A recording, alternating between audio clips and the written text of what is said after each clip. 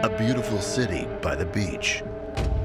An escape from the harsher climates of the north. There's a dead body in one of the units.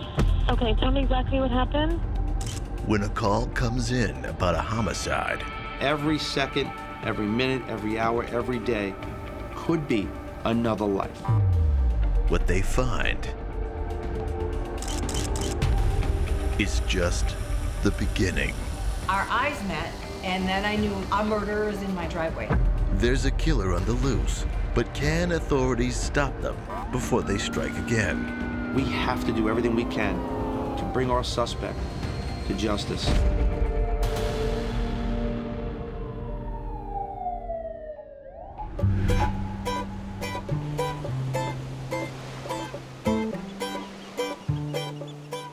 Fort Myers is the commercial center of Lee County, Florida. Between the weather and gorgeous beaches, it is the perfect escape for those looking to get away from the colder climates up north. Fort Myers, and Lee County specifically, is a beautiful place. People come from all over the country to see the palm trees, the beautiful beaches, the resorts. It's really like a very quaint, beautiful place to travel and bring your family and bring your children with one of the lowest crime rates in the state of Florida. We've got beautiful beaches, great restaurants, lots of things to do for the family, or if you might be single, it's a great place to live. Tourism is a great thing here in Southwest Florida, particularly. When I say it has it all, we have everything from spring break, spring training, we have great restaurants. The beaches are second to none, from Boca Grande to Naples, Florida. And the families love to come because it's a very safe environment. Pamela Hutchinson arrives in Fort Myers in early April 2018. She's in town for a friend's funeral, renting a condo for what is planned to be her 3-day-long stay. Initially, she arrived, it was April 3rd in the afternoon, and she checked in with a specific credit card. While Pamela is only in town for the funeral, she manages to get out and see at least a little bit of the city and even meet some new people. A couple days later, the manager there received a phone call from the room stating, "Hey, I'm having such a great time here in Fort Myers. I want to extend my stay by a couple days." When Pamela extends her stay, she gives a different credit card number than the one she used to initially pay for the condo, a fact that the manager notices. On April 9th at approximately 8:15 p.m., the manager of the condominium places a call to 911. 911, there's emergency. There's a dead body in one of the units. Okay, tell me exactly what happened. I got a phone call from our answering service that the water had shut down. Everything looked fine except for that room. The master bedroom was closed, but I went back in it and the door was blocked in going into the bathroom. So I just went and grabbed someone to go in with me because I just had an uncomfortable feeling about it. Mm-hmm. And so we just walked in and he peeked his head in and there was a dead body in there. The 911 call that we received at the Lee County Sheriff's Office starts and begins our investigation. We initially received a 911 call from the manager who stated that she found a deceased person in one of the rooms there. And so it came in initially as just a normal death investigation. And then obviously as things transpired and more investigation took place, we realized it was a homicide. When police arrive on scene and begin to investigate the condo, their first step is to secure the body, leaving a more thorough inspection of the scene itself until they know what they may be dealing with. So what we have is a death investigation unfolding. Now, we get calls like that quite frequently. Upon this one, when we arrive, our detectives begin to work the scene. It's a death investigation, which quickly turns to a homicide. We found the victim located on the floor in the bathroom of the master bedroom. And the door was actually shut. There was a towel placed at the base of the door. We're assuming to either hide the smell, hide the sound, whatever it might have been. And then also there was a towel that was actually draped over the victim as well. The investigators discover that Pamela Hutchinson has been shot and left covered up by a towel in the bathroom.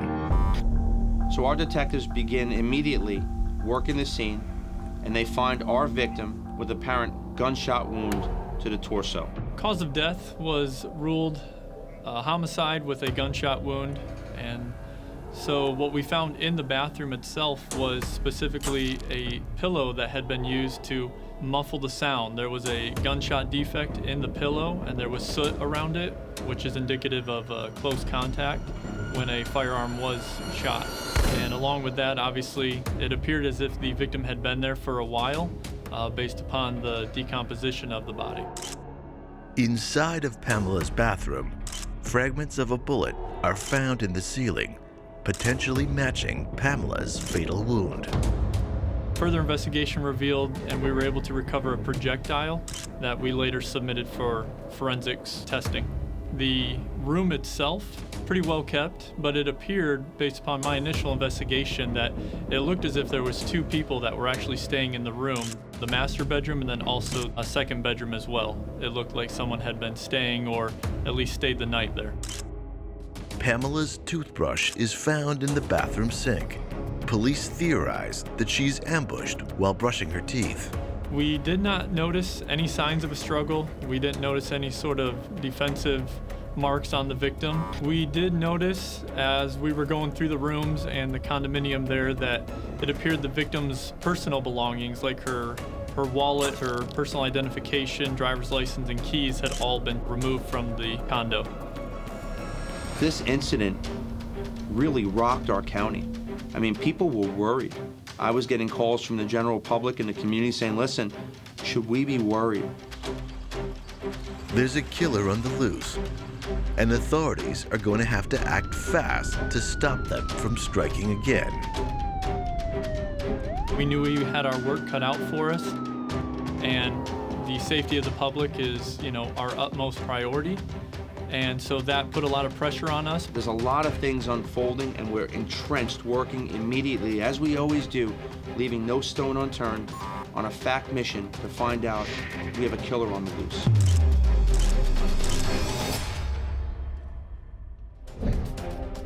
We saw our victim and then also our suspect together. It looks like they were close friends. It's an eye-opening thing for most people. When you see the video, it's disturbing. There's a wolf in sheep's clothing standing right next to her.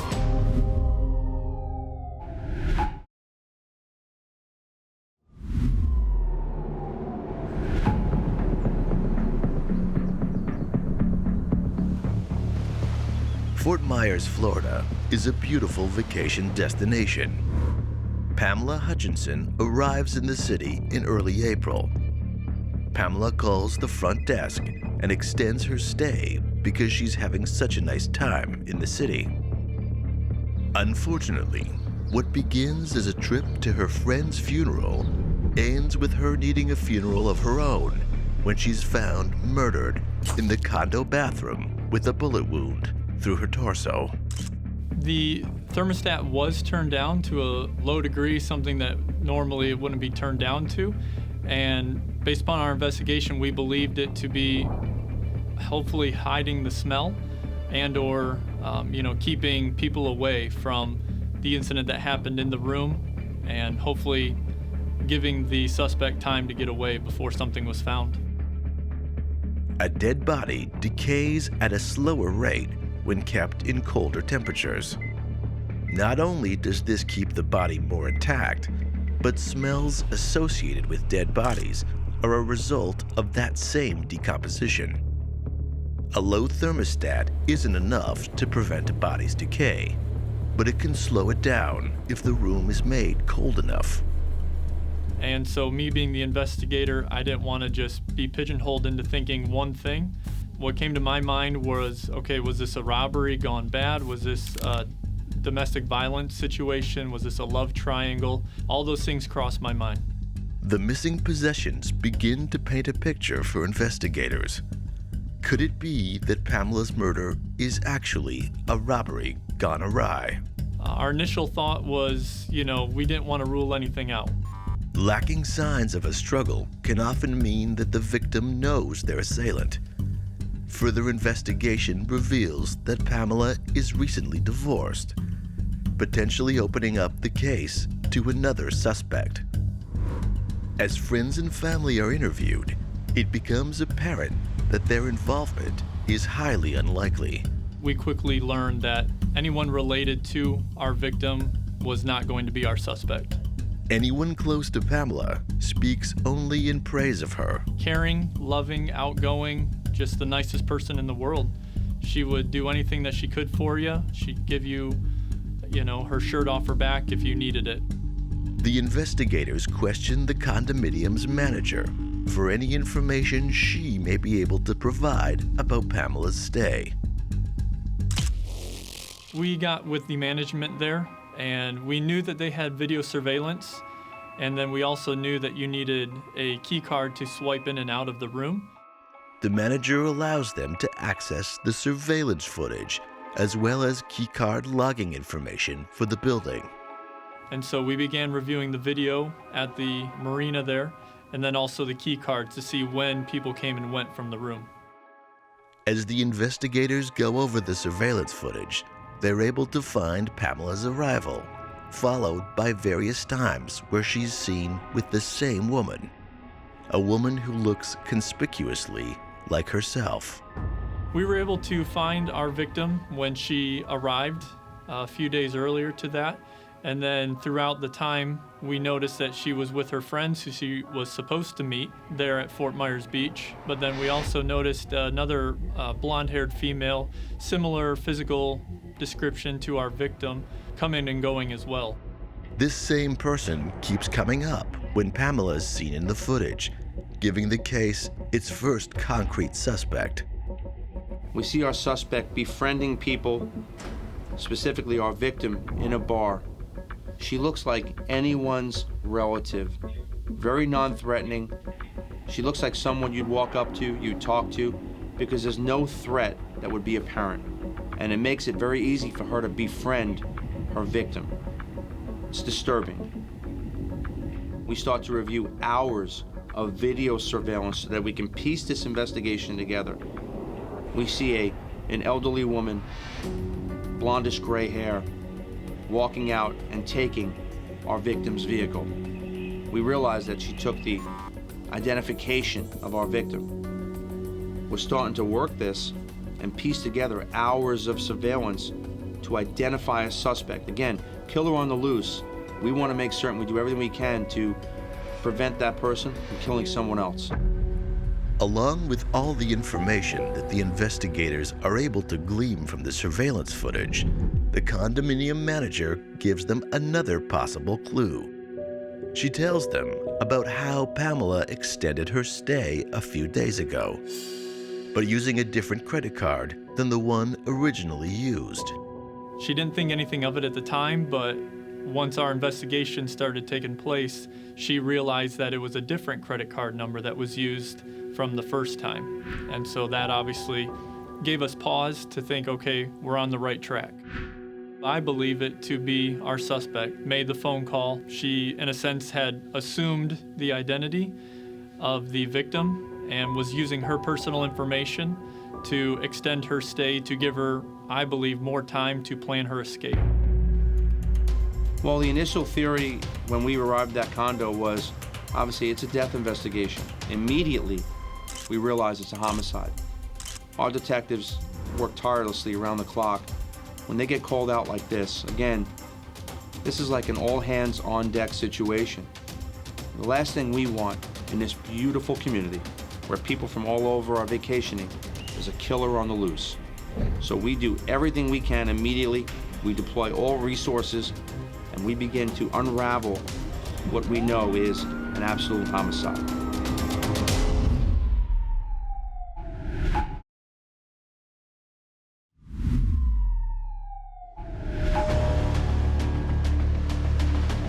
Pamela Hutchinson has come to the city of Fort Myers for a funeral. Days after she is originally meant to leave, she's found dead in her condo's bathroom. draped in a towel and with a gunshot wound in her torso. An investigation into the condominium's surveillance footage reveals that Pamela spent time with a woman of similar physical description to herself. And after this woman is seen taking Pamela's vehicle, she becomes the homicide case's lead suspect. After working through the surveillance footage, the next step is to try to identify the woman that is seen with Pamela.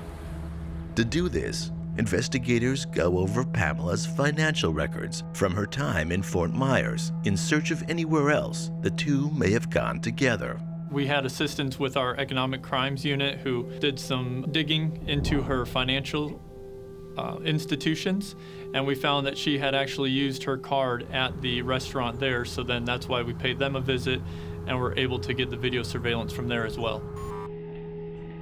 Detectives are shocked by what they see on the restaurant's surveillance footage. We saw our victim and then also our suspect together. It looks as if they have known each other for a long time. Looks like they were close friends, even though based upon our investigation we knew that they were not, or they had just met recently.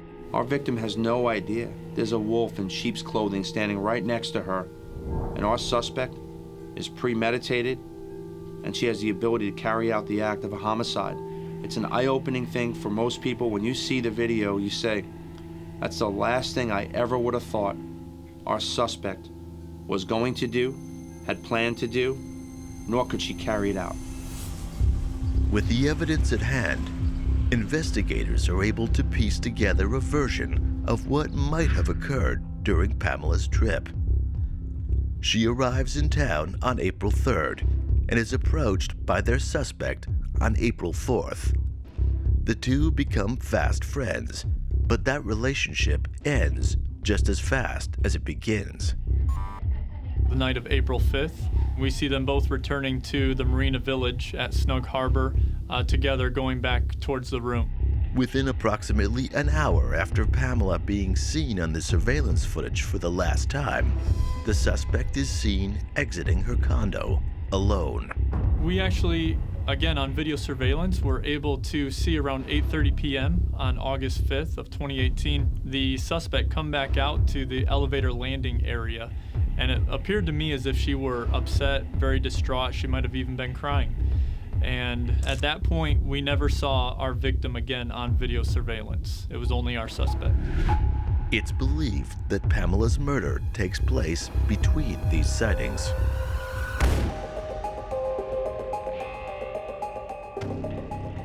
She came and went over the course of the next, 12 to 18 hours, I would say, coming and going from the room down into the parking lot. She was taking bags out of the room. She was also bringing bags up into the room. As the investigation looks further into the mysterious suspect, more sightings come up around the Fort Myers area. She is seen assuming the identity of Pamela Hutchinson, both at the bank and at a convenience store's ATM. She appeared like she knew what she was doing. She seemed nice, but she also, looking back, was trying to conceal her identity, not really making eye contact with the teller and just kind of keeping her head down, not making too much conversation. But based upon interviews with those at the bank, they didn't really see anything out of the ordinary. They compared the identification. They just maybe assumed that this person may have put on some extra weight, maybe changed her hair color, whatever it may be, but nothing serious. Pamela's similar appearance to the suspect is a potential motive for the homicide. With the stolen IDs and credit cards, the plan appears to have been identity theft.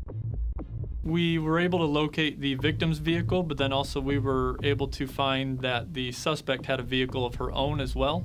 And upon viewing the video surveillance, we could see her entering the victim's vehicle using the victim's keys, which she had taken, and transporting items back and forth from the room to the car.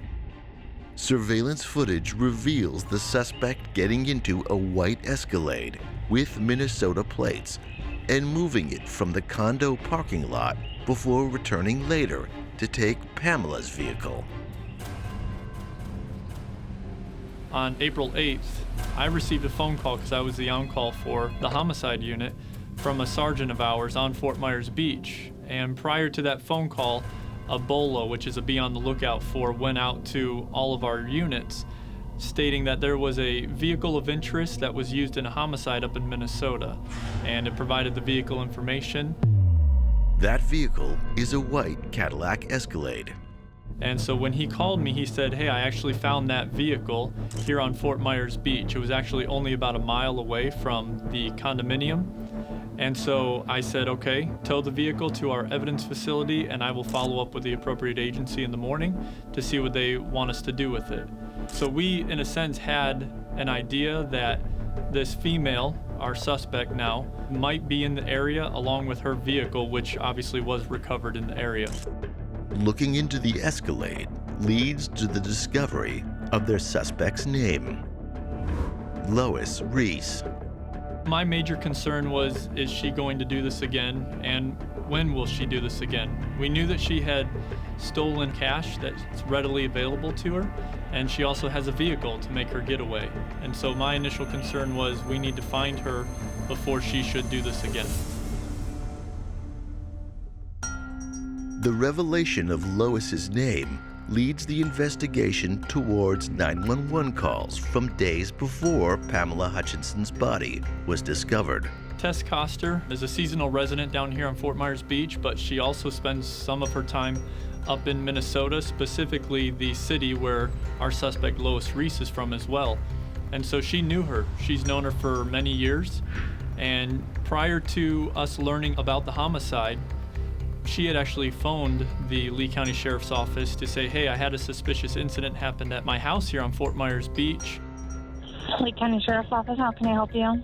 Hi, there's an ATV out for a Lois Riess from Blooming Prairie, Minnesota. She just got out of her 05 white Escalade in front of my house. I was cleaning my garage that day and had the doors open to the garage, and that white Cadillac Escalade pulled up behind my vehicles. And someone got out in a pink shirt with longer, platinum, almost white hair. And she came around the back of her Cadillac Escalade and our eyes met. And then I knew that was Lois, and a murderer is in my driveway.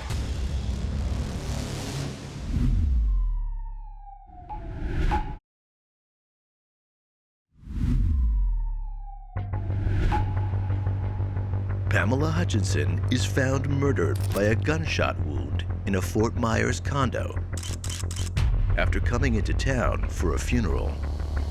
The investigation reveals a woman who has spent a lot of time with Pamela through her final days.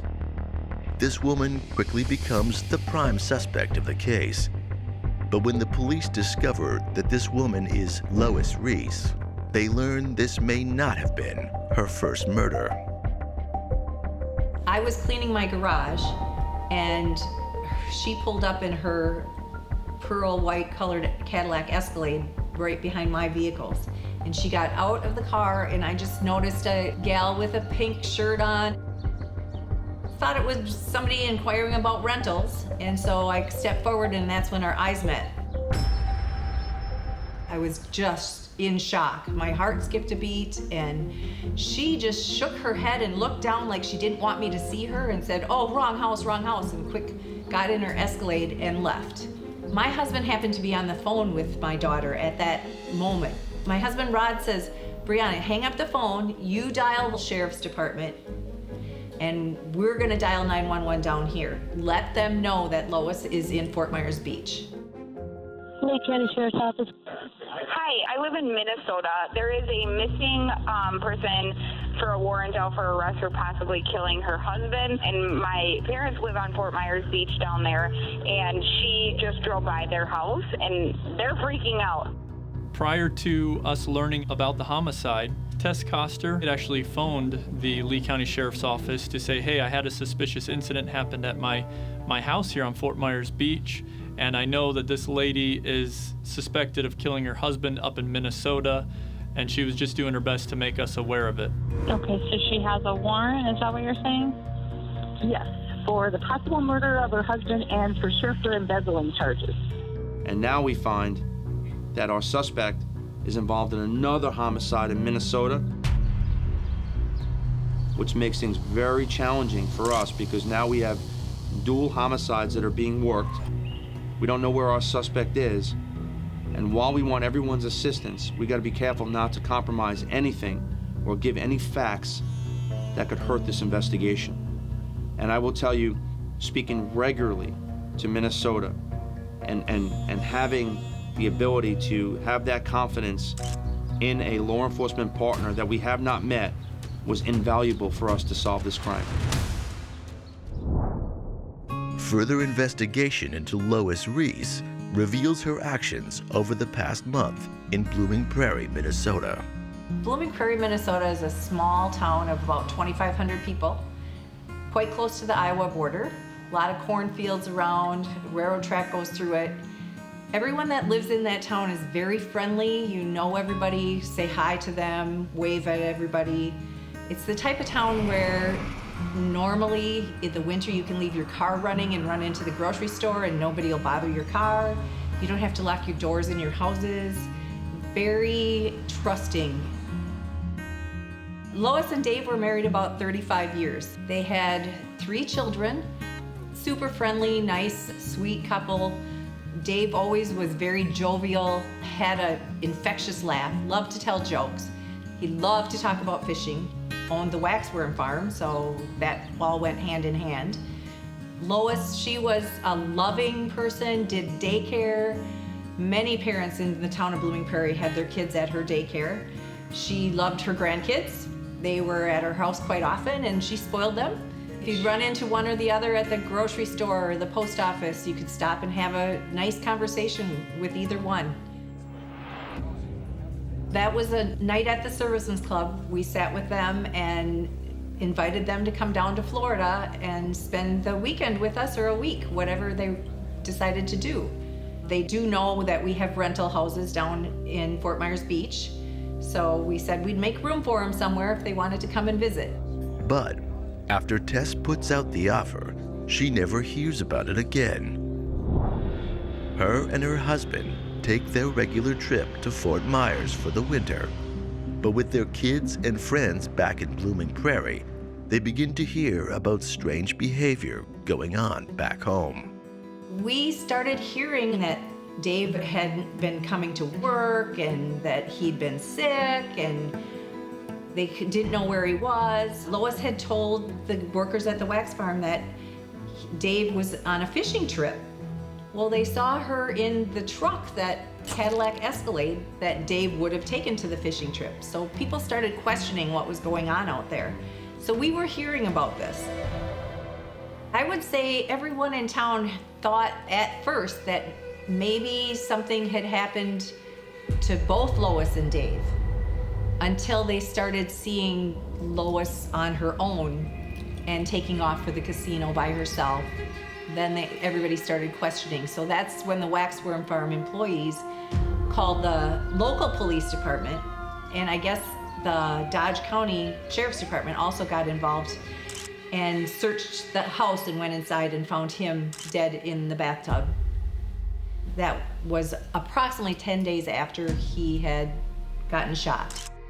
The homicide cases investigating the murders of Dave Reiss and Pamela Hutchinson share many similarities, furthering the theory that they are committed by the same individual. What I've heard is Dave was laying in the bathtub and he had been shot twice.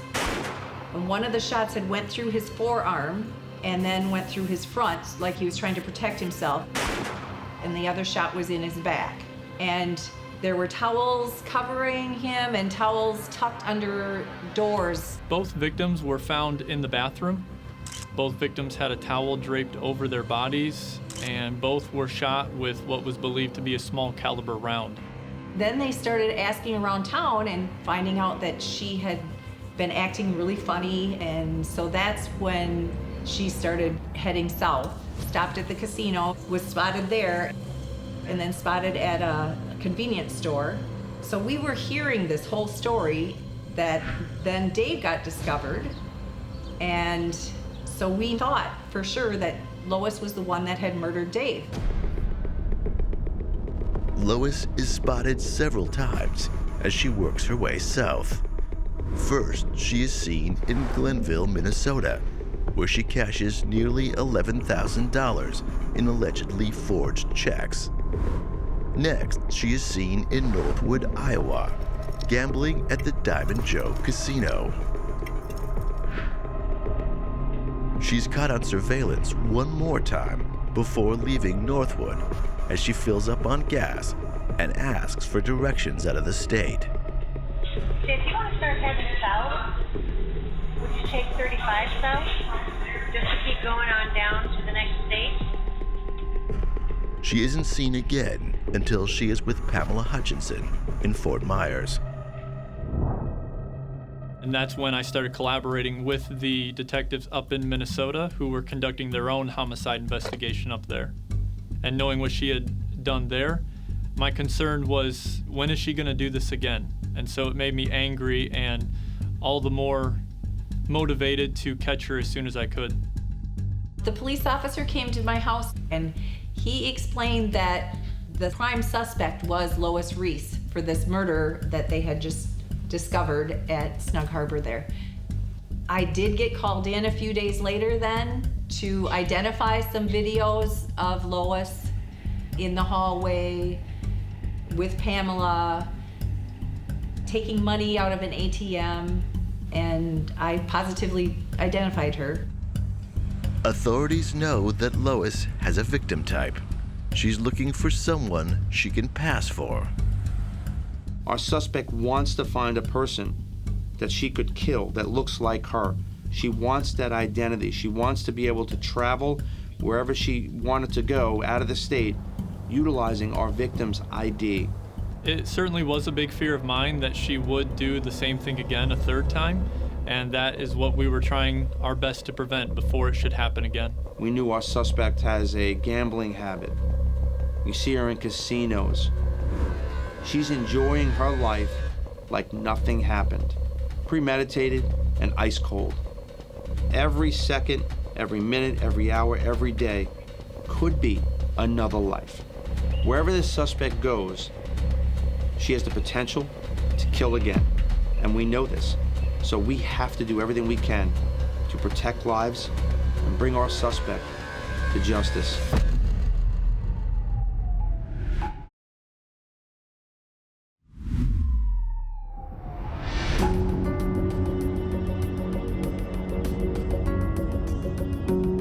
Lois Riess is the prime suspect in the murder of Pamela Hutchinson. But when the Florida authorities begin their search, they discover she is wanted for a possible murder in her hometown of Blooming Prairie, Minnesota, as well.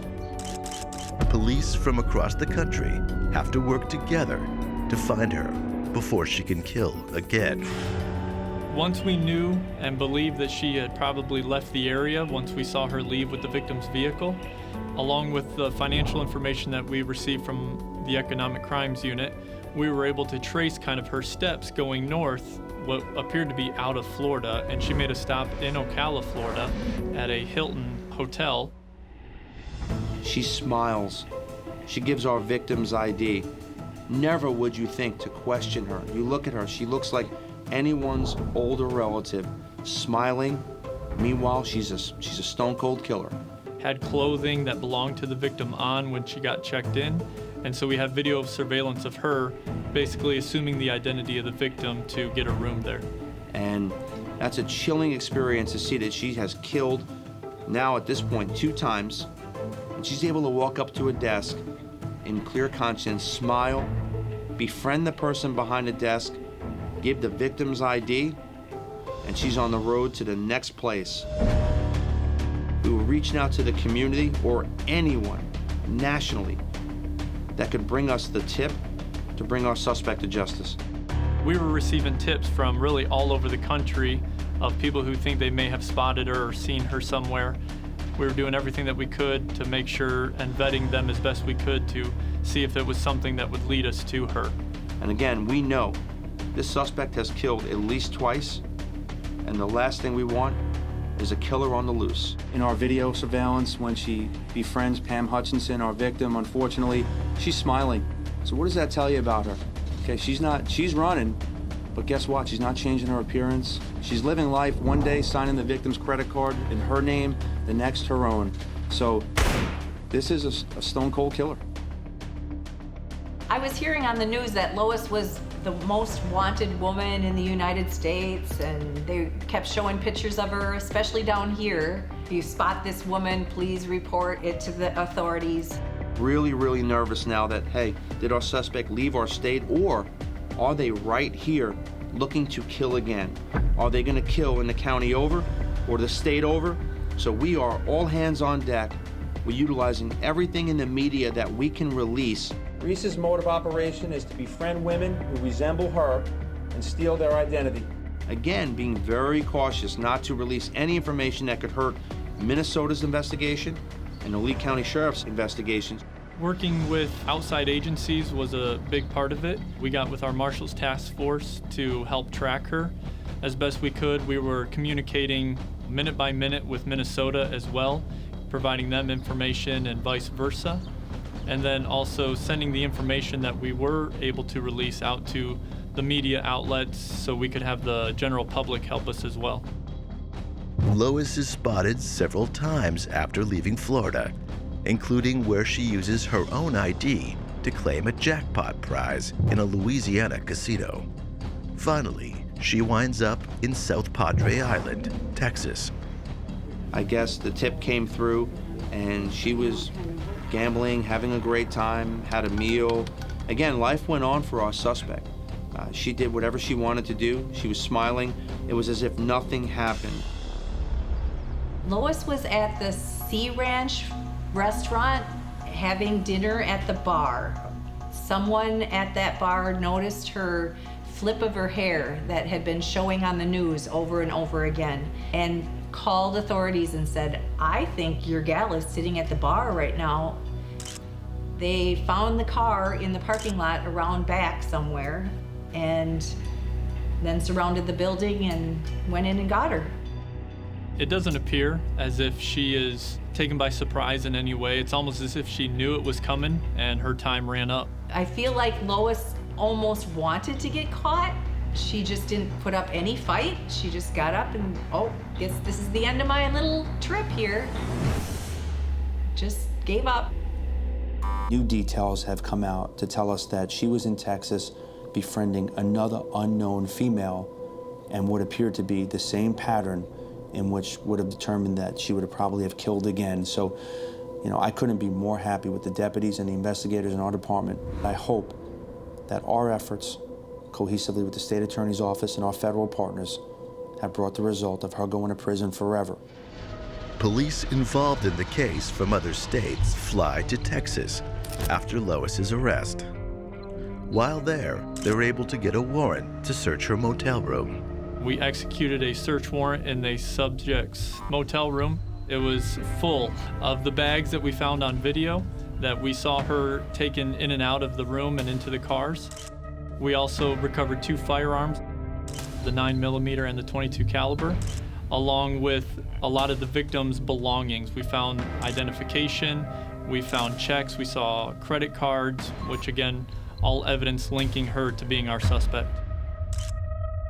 I do know that the 9mm and the .22 caliber were tested down here, and due to the fragmentation of the projectile, we weren't able to conclusively say that those were the murder weapons, but because of the similarities with what is believed to be the small caliber round, we do believe that one of those is the murder weapon.